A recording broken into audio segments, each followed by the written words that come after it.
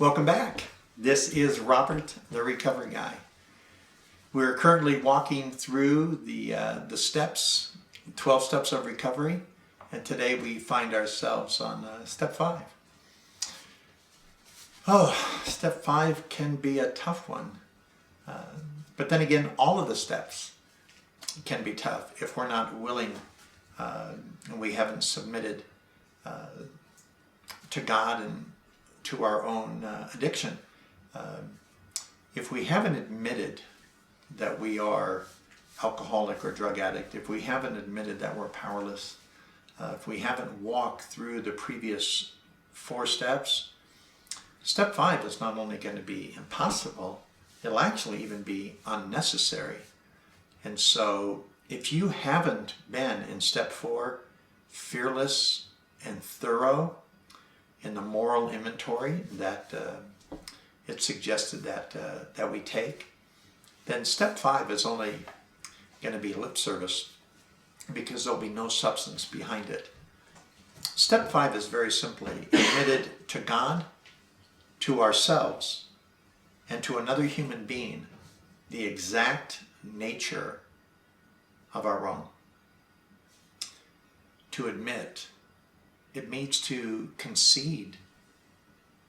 It means to confess. It means to just tell it like it is. You come before God of your understanding and someone that you've gained trust in or they've gained trust in you, whether that person be of the religious variety or your sponsor in AA.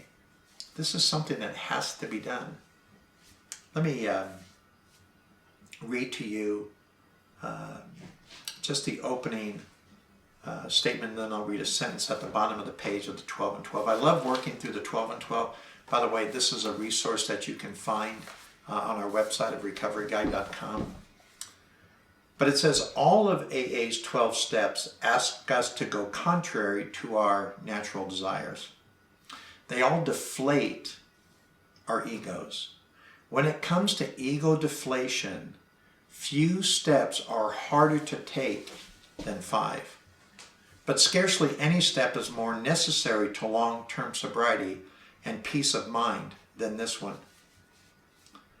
Talks about our fear can be so intense, and it brings about a reluctance for us to do this step that many of us at first try to actually bypass step 5.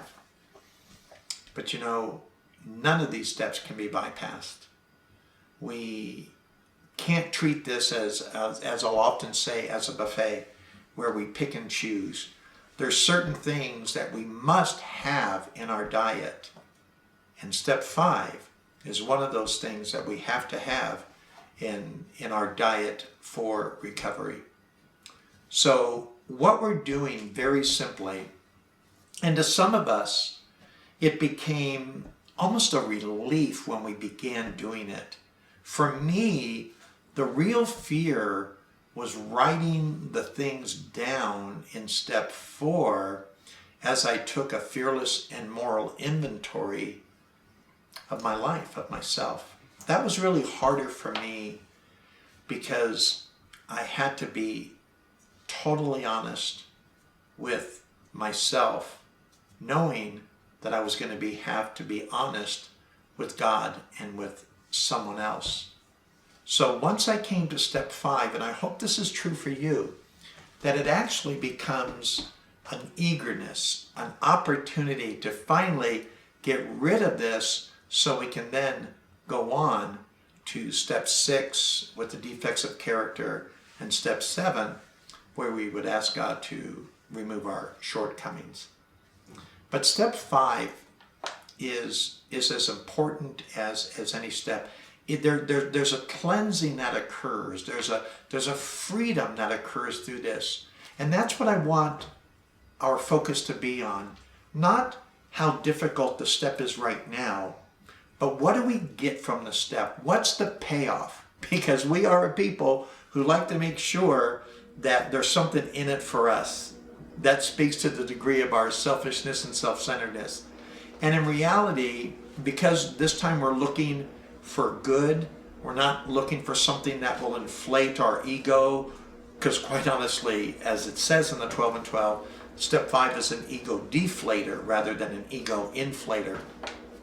And so we can look at it and be excited about it and anxious about it, because we know, as your sponsor and others will attest, that once we get that done, there is an absolute freedom that will occur, because now we feel, the cat's out of the bag.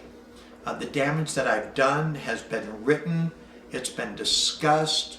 We even are given a sense of freedom and almost a rite of passage to now move on more freely to do the rest of the steps. The shackles are off, the bondage has been removed, and we become more free than we were prior to doing it. So don't feel shackled. Don't feel, oh my goodness, I can't do this. How can I admit these things to someone else? Well, first of all, we have to. And if we have to do something, we might as well look for the payoff. And the payoff is what it says in the promises: we will know a new freedom. We will know a new happiness. The big book and the 12 and 12 talk about being happy, joyous, and free. Well, that happiness, that joyousness, and that freedom comes from taking the steps. And it really comes from taking step 5. So we do all the things that we need to do. Step 1, we're admitting our powerlessness and our inability to overcome alcohol and drugs. Step 2, we talk about being restored to sanity. Step 3, we begin to turn our will and our life over to the care of God. Step 4, we write all this crap down, everything that we've done from a fearless and moral objective to get to step 5, where now I can let it out. It talks about options of who you do it with. It even suggests that a stranger essentially is better to do it with than to not do it with anyone at all. It talks about going to clergy, a priest, your rabbi, maybe your pastor, some person in a religious capacity who understands biblical principles, who in your mind can help absolve you from these things. My recommendation is to do it with your sponsor. Something was very sacred and magical in me doing my 5th step with Jack. And the reason was I was trusting someone that I really wanted to get to know me. And 30 years later, Jack is still my sponsor. We still have conversations. And I believe we have the relationship we have today because of the relationship we started early on. So if you've got a sponsor, someone who has shown themselves to be trustworthy in the program and has helped you get from step 1 through step 4, my recommendation is you do it with them. If you feel you want to do step 5 and piecemeal, give them a little bit at a time to sort of test the waters, test the reaction, then that is entirely up to you. But again, my recommendation obviously is that we do step 5, that we do admit to God, to ourselves, and to another human being the exact nature, not the superficial, not chasing a rabbit trail and cutting short of what we did or who we did it to, but the exact nature of our wrongs for the true freedom. But if at all possible, do it with someone that you know. Do it with someone that you trust, because the more they know about us through the steps we've previously done, the more they're able to help us understand what our defects of character are as we move into step 6. So I hope this has helped you. And as always, look at the 12 and 12. There's great guidance, there's great direction, there's great helps in understanding the depth of the step. The further we understand the depth of the step and incorporate that into our own personal sobriety, in my opinion, the deeper and the more quality of sobriety we will have. And I hope this is true for you. My name is Robert. I'm the Recovery Guy. Thank you for joining us today. And as always, message me or Jeff and let us know what you thought of the segment, and if there's another question you might have that we can more personally and directly answer it for you. Have a great day and enjoy the journey.